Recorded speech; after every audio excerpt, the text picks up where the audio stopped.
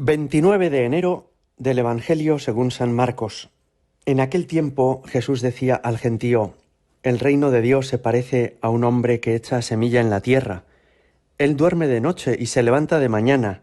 La semilla germina y va creciendo sin que él sepa cómo. La tierra va produciendo fruto sola. Primero los tallos, luego la espiga, después el grano. Cuando el grano está a punto, se mete la hoz porque ha llegado la siega. Dijo también: ¿con qué podemos comparar el reino de Dios? ¿Qué parábola usaremos? Con un grano de mostaza. Al sembrarlo en la tierra es la semilla más pequeña, pero después de sembrada crece, se hace más alta que las demás hortalizas y echa ramas tan grandes que los pájaros del cielo pueden anidar a su sombra. Con muchas parábolas parecidas les exponía la palabra, acomodándose a su entender. Todo se lo exponía con parábolas, pero a sus discípulos se lo explicaba todo en privado. Palabra del Señor.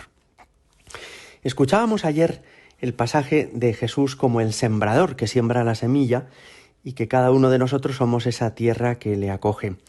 Y hoy el Evangelio abunda en esta idea de que el crecimiento del reino de Dios es como el crecimiento de las semillas. Me parece que hay varias cosas que pueden ayudarnos mucho en nuestra vida cotidiana de esta palabra que hemos escuchado. En primer lugar, nos ayuda a entender que el crecimiento del reino de Dios es lento, como lo es el crecimiento de las plantas.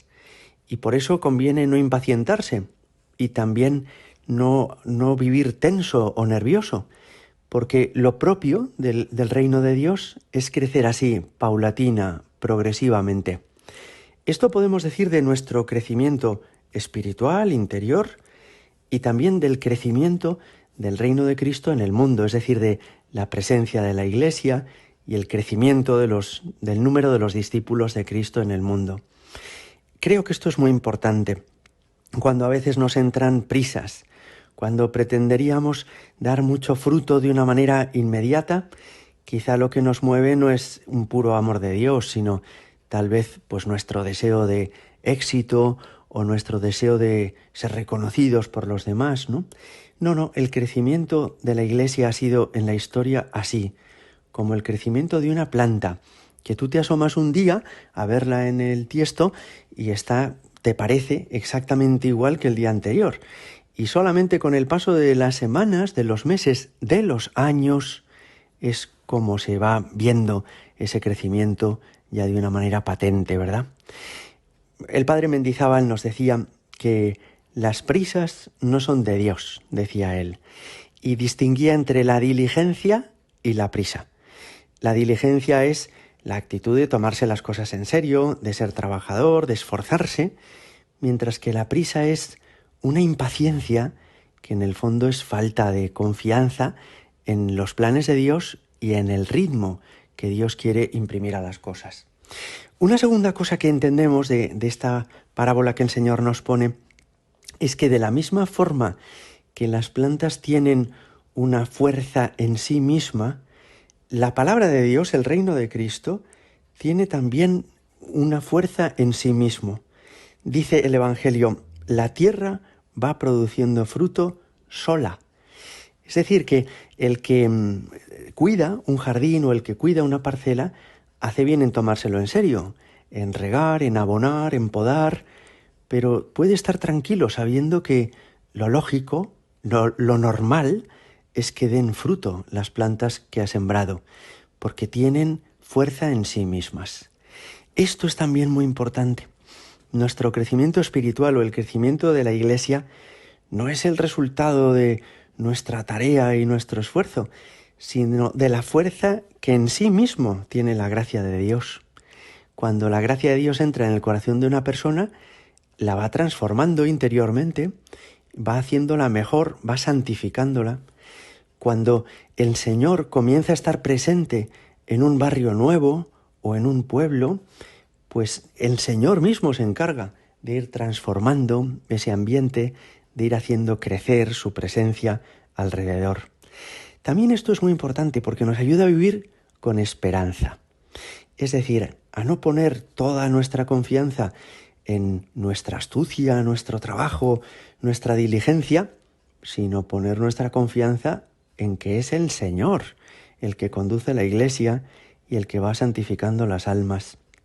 Y por eso no pretender de una manera artificial hacer crecer las cosas demasiado rápido o transformarnos nosotros interiormente de una forma veloz. No, sino confiar y esperar. Confiar en el Señor y esperar que con el paso del tiempo las cosas irán creciendo por sí mismas.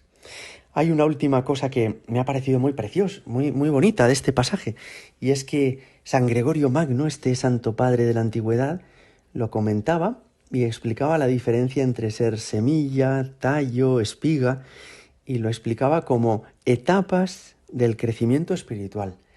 Y él decía que cuando concebimos los buenos deseos, es decir, cuando comenzamos la vida espiritual, echamos la semilla en la tierra.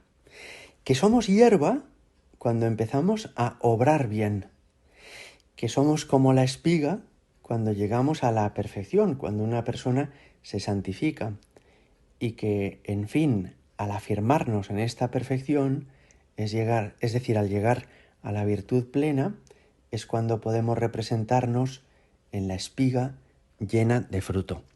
Pues hoy le pedimos al Señor que no se frustre en nosotros el plan que Él tiene para cada uno, sino que vayamos creciendo de semilla a tallo, de tallo a espiga, de espiga a espiga llena de fruto.